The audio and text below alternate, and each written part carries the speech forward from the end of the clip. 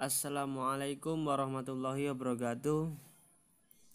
Baik teman-teman, kali ini saya akan sedikit menjelaskan mengenai pengertian inflasi, jenis-jenis inflasi, penyebab terjadinya inflasi, dampak dari inflasi, dan solusi pengendalian inflasi. Oke teman-teman, kita langsung saja ke pembahasannya.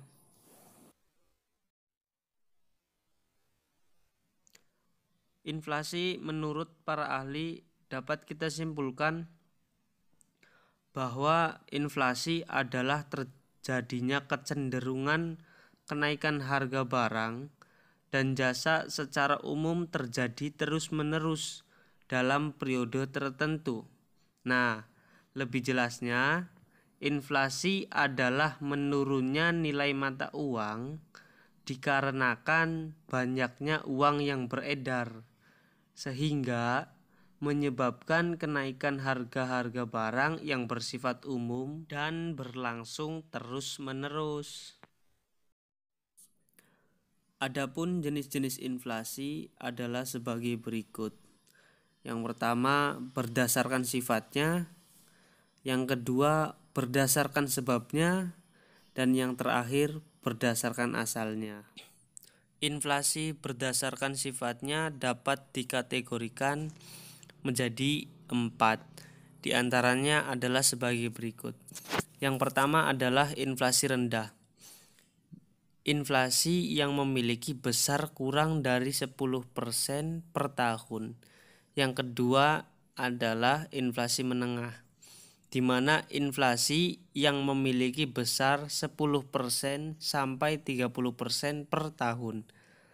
Yang ketiga, inflasi berat, di mana inflasi yang memiliki besar 30% sampai 100% per tahun. Dan yang keempat, hiperinflasi, di mana inflasi yang ditandai naiknya harga secara drastis hingga besarnya mencapai di atas 100%. Kemudian inflasi berdasarkan sebabnya dapat dikategorikan menjadi 3. Yang pertama, demand pull inflation, di mana inflasi yang terjadi akibat pengaruh permintaan yang tidak diimbangi oleh peningkatan jumlah penawaran produksi. Yang kedua adalah cost push inflation, inflasi yang terjadi oleh kenaikan biaya produksi. Nah, dan yang ketiga adalah bottleneck inflation, inflasi yang terjadi oleh faktor penawaran dan permintaan. Nah, kemudian jenis inflasi berdasarkan asalnya dapat dikategorikan menjadi 2, yaitu inflasi yang berasal dari dalam negeri, di mana inflasi yang timbul karena terjadinya defisit dalam pembiayaan dan belanja negara yang terlihat pada anggaran belanja negara. Dan selanjutnya, inflasi yang terjadi pada luar negeri, di mana inflasi timbul disebabkan negara mitra dagang mengalami inflasi yang sangat tinggi. Kemudian penyebab terjadinya inflasi. Menurut Sukirno, inflasi itu diakibatkan karena yang pertama, tingkat pengeluaran agregat yang melebihi kemampuan perusahaan-perusahaan untuk menghasilkan barang dan jasa. Yang kedua, pekerja-pekerja di berbagai kegiatan ekonomi menuntut kenaikan upah. Dan yang ketiga, akibat dari kenaikan barang yang diimpor. Dan yang keempat, adanya penambahan penawaran uang yang berlebihan tanpa diikuti pertambahan produksi dan penawaran barang. Dan yang kelima, disebabkan kekacauan politik dan ekonomi sebagai akibat pemerintah yang tidak bertanggung jawab. Nah, kemudian dampak inflasi. Terjadinya inflasi di suatu negara pasti akan timbul dampak daripada perekonomian. Selain itu, tokoh Sukirno berpendapat inflasi memiliki dampak positif dan negatif bagi perekonomian negara. Antara lain adalah sebagai berikut. Yang pertama, sebagai akibat kepanikan yang timbul dari masyarakat, maka akan cenderung untuk membeli dan menumpuk barang-barang dengan menarik tabungannya, sehingga banyak bank yang diras bank kekurangan dana dan mengalami kebangkrutan. Dan yang kedua, apabila harga naik terus-menerus, masyarakat akan panik.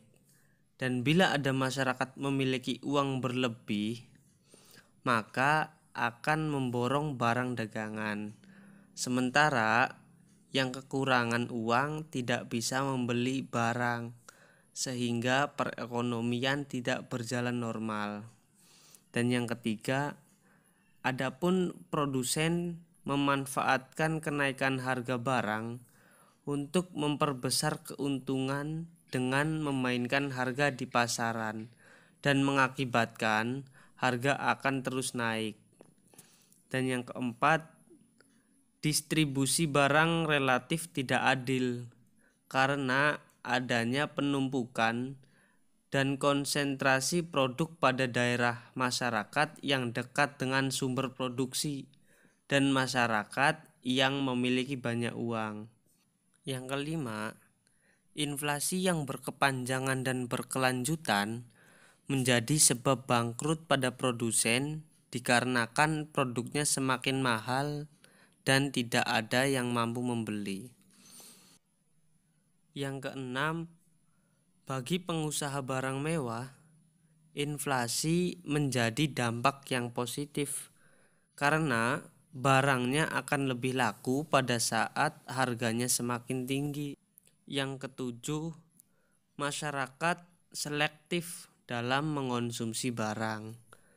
Dan yang kedelapan, adanya jurang kemiskinan dan kekayaan antara masyarakat yang dapat menimbulkan kecemburuan ekonomi dan dapat menyebabkan penjarahan dan perampasan. Yang kesembilan, cenderung menurun tingkat pengangguran karena masyarakat dapat bergerak untuk melakukan kegiatan produksi dengan cara membuka usaha baru sendiri. Dan yang kesepuluh, inflasi di negara akan menimbulkan beberapa industri kecil atau UMKM tangguh dan dipecat. Solusi pengendalian inflasi.